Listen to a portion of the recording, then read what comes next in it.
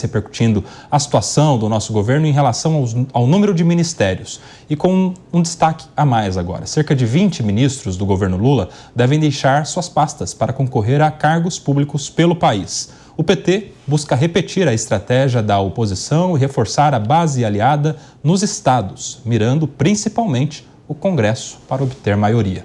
Seguindo orientação do presidente, ministros que são deputados ou senadores licenciados devem se afastar dos ministérios para garantir candidaturas e apoio. Mas caso confirmadas todas as saídas, o chefe do executivo deve ficar sem seu núcleo duro durante a campanha.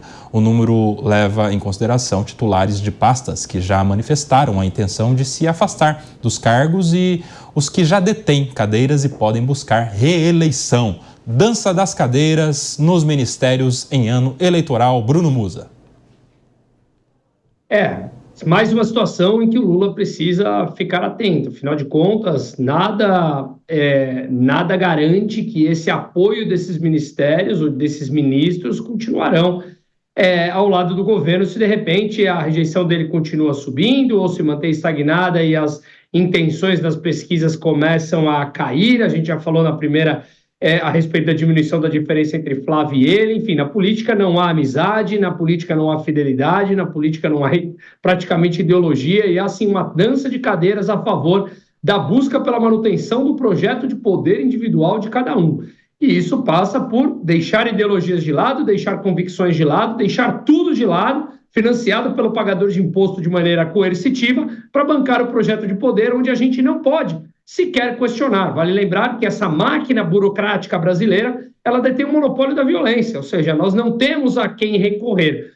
E aí, se o Lula continua perdendo esses ministérios, ele terá que trazer novos, só que ele começa a ver dificuldades também em determinados partidos para angariar esse apoio, ainda mais se ele começar a perder competitividade ao longo das próximos dias aí nessa jornada que entra da campanha.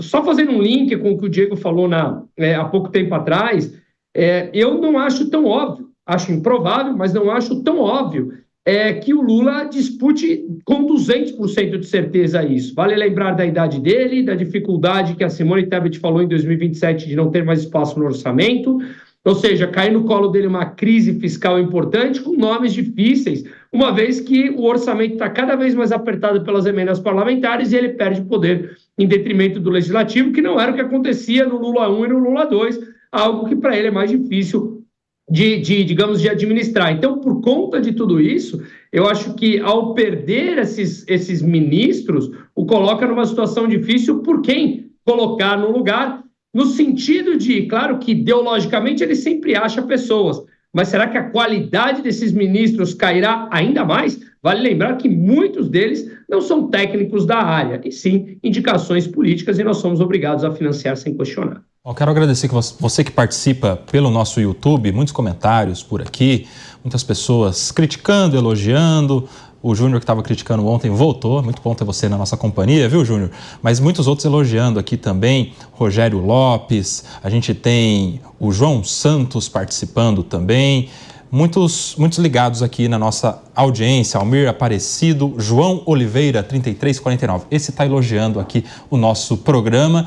E vocês que estão no YouTube, por favor, além do comentário, deixa também o seu like. Curta o nosso vídeo aqui, compartilhe, manda para os seus amigos, porque isso faz a plataforma entender como sendo um conteúdo relevante. E falando em conteúdo relevante, vamos continuar aqui repercutindo essa situação dos ministérios, ô Mota. Muitos desses saindo e pessoas aliadas do presidente, né? Pessoas que são deputados, são pessoas que vão se candidatar ao Senado, em alguns outros locais, e agora quase metade dos ministérios podendo ter alteração nesse ano de 2026.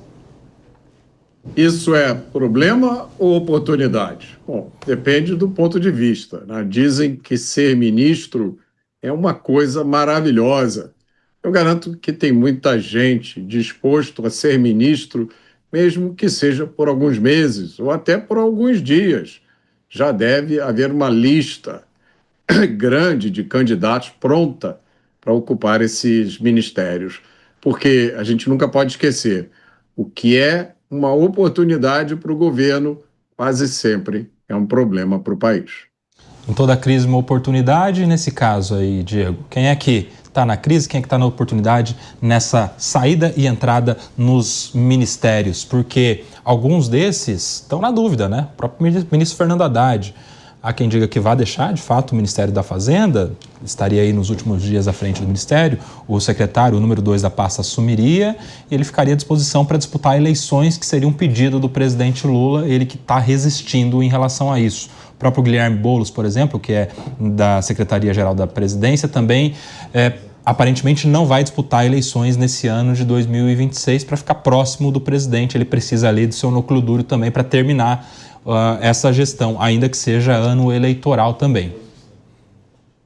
Olha, Kobayashi, quem está na crise certamente é o povo brasileiro e na oportunidade toda a classe política. Lula tem a oportunidade de fazer novas alianças, de deixar que algumas figuras políticas das quais ele ainda não goza do apoio tenham a possibilidade de passar uma pequena temporada à frente de uma pasta para fazer assim composições partidárias, como fez recentemente com o União Brasil, por exemplo, e o Ministério do Turismo, e os partidos do Centrão têm a possibilidade de que no ano eleitoral indiquem figuras que não disputarão as eleições a esses ministérios e tenham mais uma fração de acesso ao orçamento, além do vultuosíssimo volume de emendas parlamentares. É sempre muito bom lembrar que essa grande quantidade de ministérios também proporciona aos aliados políticos do presidente acesso à destinação dos recursos públicos, que certamente alimentam muito mais a base de prefeituras aliadas, de governos aliados, do que o Brasil de forma isonômica e tendo ali por norte as necessidades que de fato as regiões brasileiras têm. Talvez isso explique toda essa competência que Lula tem por ter um número tão grande de pastas, a necessidade de formar a sua coalizão, que até o momento ainda não ocorreu, né? É sempre bom a gente lembrar também, o presidente não conseguiu, até o seu 4º ano desse 3º mandato, formar uma base sólida junto ao parlamento, tem muita dificuldade, pauta após pauta, de aprovar as iniciativas do governo, está sempre em crise com o presidente da Câmara e presidente do Senado, e isso mostra, enfim, uma certa ineficiência, uma certa deficiência nessa composição de governabilidade nesse 3º mandato, coisa que Lula não teve nas suas 2 primeiras gestões. Mas o fato é que o que nós temos como cidadãos brasileiros é uma dificuldade de sonhar com uma gestão que seja eminentemente técnica. Lula perder metade de seus ministros por ocasião das eleições quer dizer que ele terá só 3 anos de gestão efetiva. O último ano será um tapa-buraco. O último ano será alguém que fica esquentando o banco para o próximo ministro de verdade.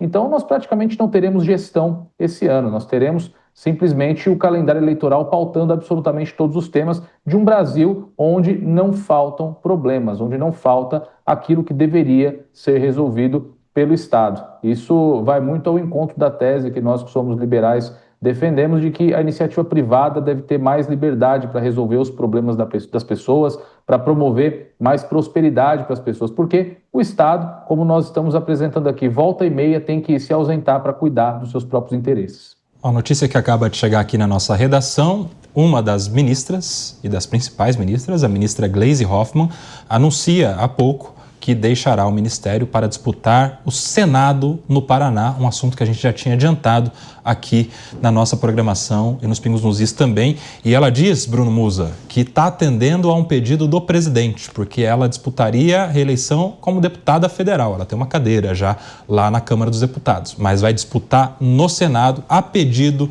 do presidente Lula, que quer um nome forte concorrendo ao Senado Federal, inclusive no estado do Paraná. Bruno Musa.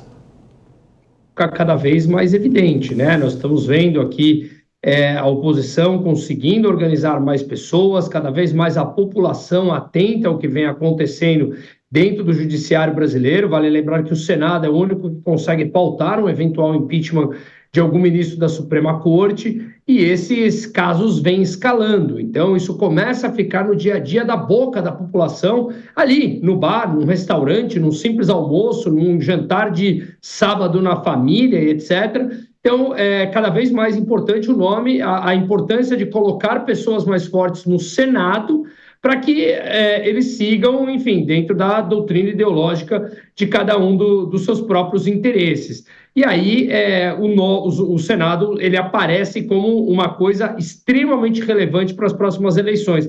Nós costumamos debater aqui muito mais o nome para o Executivo e esquecemos da importância do Legislativo, tanto é que a maioria das pessoas acabam nem por lembrar qual o nome ou quais os nomes que votam para o Legislativo, que de fato tem uma importância gigantesca dentro do cenário e da forma como é desenhada a política nacional. Então, sem dúvida nenhuma, a Gleisi ela é da ala ideológica do PT, muito próxima ao governo, seria um nome forte, eu não sei se de fato seria um nome forte para se candidatar, mas sem dúvida nenhuma, havendo possibilidade dela ganhar, é um nome importante para o PT colocar no jogo. Vale lembrar que o PT ele vem cada vez mais conquistando menos prefeituras, então ele vem perdendo espaço no território nacional, em outros tipos de eleições municipais, e, portanto, é importante ele enfatizar ali o seu nome dentro do Legislativo, que também vem caindo, apesar da importância que o PT ainda tem, até mesmo por manter no Executivo. Então, tudo isso são peças desse quebra-cabeça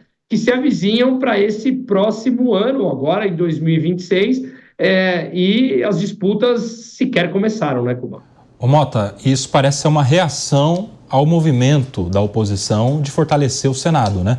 Porque já há um bom tempo o presidente Bolsonaro já tinha traçado essa estratégia de conseguir fazer o maior número de senadores nessa eleição de 2026, um ano em que há a renovação de 2/3 do Senado, justamente pelo poder que o Senado tem, segundo a Constituição, nos freios e contrapesos, né? Essa é uma tarefa difícil, Koba. Primeiro, conseguir eleger uma grande quantidade de senadores que não sejam de esquerda. Esse é o primeiro desafio. Segundo, mobilizar esses senadores para que eles encarem algumas das questões mais prementes do Brasil de hoje. Também não é nada fácil. Terceiro, é garantir que as ações desses senadores mobilizados serão respeitadas. Porque no Brasil de hoje a gente não sabe mais o que vale e o que não vale. Então, talvez essa seja a missão principal da oposição. É razoável imaginar que essa possibilidade, por mais remota que possa parecer agora, inspire muito terror nos corações de algumas pessoas. Ô Diego, e esse movimento feito no Paraná, com uma ministra de primeiro escalão, saindo à disputa no Senado, a pedido do presidente Lula, pode indicar o futuro de Fernando Haddad nessa eleição de 2026? Olha, Koba, talvez sim. É bem provável que o Fernando Haddad dispute o governo do estado de São Paulo, evidentemente não por vontade própria, mas por imposição do presidente, por imposição do PT, que não tem quadros, como eu disse no meu primeiro comentário aqui, não dispõe de muitos nomes para lançar aos postos mais relevantes. Mesmo assim, tem essa necessidade para marcar posição, para ajudar a impulsionar a bancada. Eu tenho forte convicção de que Tarcísio de Freitas deve enfrentar aqui no estado de São Paulo o Fernando Haddad como candidato do governo ao governo do estado de São Paulo. Gleisi Hoffmann ao Senado do Paraná não é essencialmente uma novidade. O nome dela já vinha sendo testado em muitas das pesquisas que se realizaram ano passado, não desempenha muito bem nas pesquisas, salvo engano, marcava 10 pontos, ficava em quarto ou quinto lugar nos levantamentos que se realizaram no Paraná, que é um estado também do sul do país de tradição muito conservadora. Tem Ratinho Júnior como um governador de direita que tem 85% de aprovação do seu governo, não por outro motivo, é também um dos pré-candidatos à presidência da República, e como favorito ao governo nesse momento tem o senador, ex-juiz Sérgio Moro, que também tem uma vantagem significativa. E lá tem outros muitos candidatos que vão disputar o Senado pelo campo da direita. Então, eu não sei se é uma estratégia muito acertada do presidente da República queimar um de seus quadros numa disputa tão difícil. Talvez Gleisi pudesse ajudar mais o PT como candidata à reeleição como deputada federal, que por ter ocupado um posto em um ministério, isso lhe confere muita relevância, pode ajudar também a puxar a bancada do Partido dos Trabalhadores, que deve sofrer um grande baque após a próxima eleição. A tendência é que o parlamento se torne mais conservador ainda, que mais quadros da direita consigam se eleger, novamente por aquilo que eu já disse hoje, esse maior número de pré-candidatos no campo da direita à presidência da República, o maior número de candidatos no campo conservador às vagas no Parlamento Nacional. E aí, para fechar, Musa, ela disputaria aí com alguns nomes que estão já aparecendo nas pesquisas, na disputa para o Senado no Paraná: Alexandre Cury e Álvaro Dias, que já é o experiente na cadeira, né, do Senado, Cristina Grahem, Enio Verri, que agora aparentemente fica fora, porque é do PT, o Felipe Barros e o Jeffrey Chiquini também. Além, é claro, do nome do Deltan Dallagnol, que às vezes aparece ali como um possível candidato ao Senado pelo estado do Paraná.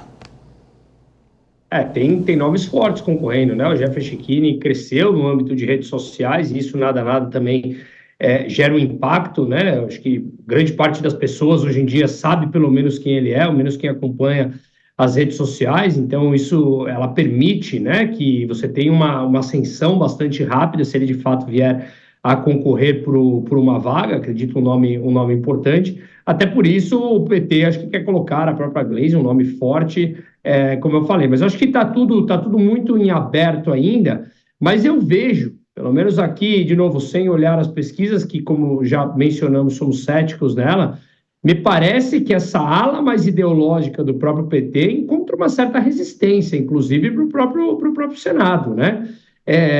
E um nome desse seria a própria Gleisi. Então eu vejo tanto essa indicação que a gente estava mencionando do Haddad, que poderia vir ou para São Paulo ou para algum outro cargo, e a própria Gleisi, eu vejo como um risco que o PT em algum momento tem que assumir pelo fato de ter poucos nomes competitivos hoje em dia. E ele percebe isso, como eu mencionei, se nós olharmos ao longo dos últimos tempos, o número de, por exemplo, prefeitos que eles vêm conseguindo colocar nas cadeiras é cada vez menor e menos expressivo. Então, eles precisam se atualizar. Tanto é que próprio dentro do PT, a gente começa a ver algumas críticas pontuais a respeito de uma visão de mundo que não mais entrega a demanda de hoje. E aí sim, eles tendem a se tornar um partido cada vez mais marginal.